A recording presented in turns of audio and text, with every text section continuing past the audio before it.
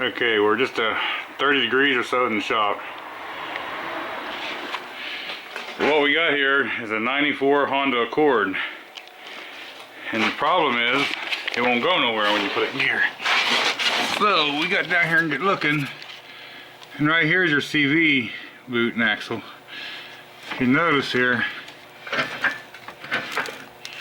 it's not doing very good. See there? So what happens when you put it in gear, this axle will turn, but it doesn't propel the wheel. So we're going to have to take this off and fix that. Okay, so the next thing I done was I loosened this axle nut and the 4 lug nuts, and then I jacked it up and blocked it up so we can be safe. Now we'll get the wheel off of here and continue on.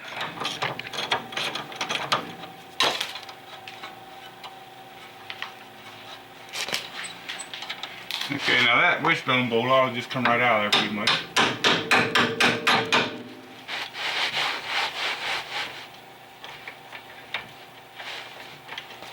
I don't know if my hammer's big enough, but we're going to try to hit right here.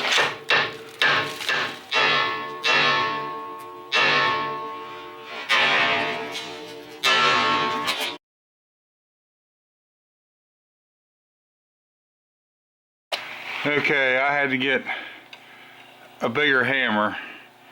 As you can see here, we got that ball joint loose.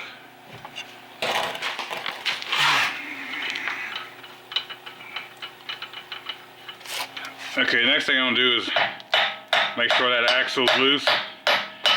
Now, if it's a good axle, be careful if you pound very hard on the threads out here.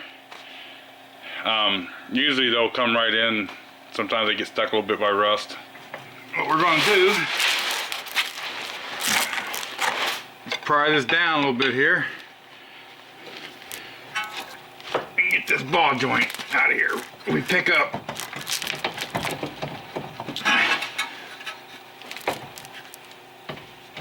Okay, now we got that out of there. Now we can push the axle right on out of there. And there's that part of it. So now, we got to get it out of the transmission. That'll be the next step. Now, to get that out of there, I don't know if you'll see that or not. You can just put something back here and pry out. And that's all there is to it, see? You know, when I... Oops, it's going over.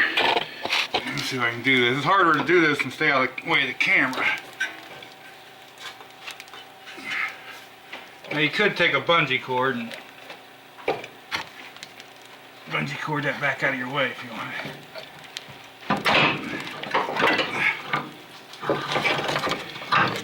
Alright, so there's our shaft out of there. Okay, I thought I'd show you this. I pulled that out there. And there's just, you can't really see up in the degrees. There's a bunch of balls that ride in these grooves. And there's grooves in this socket, they go together. And without those balls, these two don't make contact, so. Okay, here's our new shaft, and I give you a new nut. I would suggest using it. And then here, this part goes in the transmission. You got like a little snap ring. And that's why you gotta pry it out of there. So when you get the new one in, you gotta make sure you push this all the way back in. I'm just gonna move that stuff over out of the way and fish it right in there and push it into the transmission until I hear it go all the way in. Now I got just a wee little bit of Never Seez, and I'm gonna put it on the spline. That's really all you need it, just to help it from sticking the next time.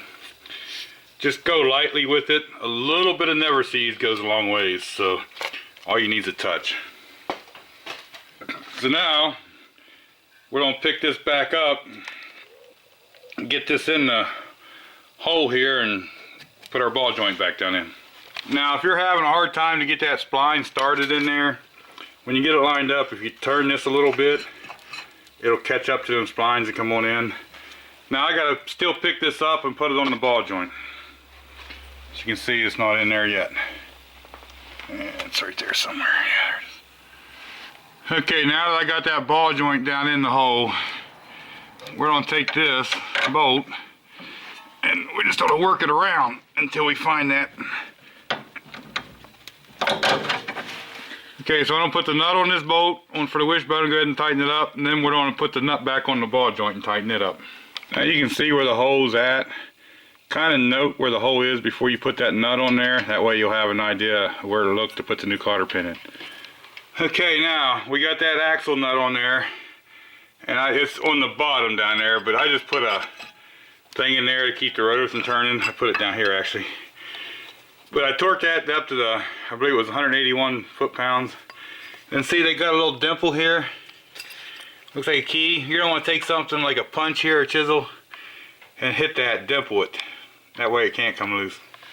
Okay, now we know we've had that all the way up in there. We got the joint all the way in. We got the wishbone tight and the ball joint tight. Remember to put your cotter key back in. And we've got this little nub here. After we torque this nut down, we got this nub locked. So basically all you got to do now is put the tire back on and you're ready to roll. Okay, now one of the last things you want to do here, you want to make sure that you get the lug nuts good and tight. I like to drive them and then recheck them again. So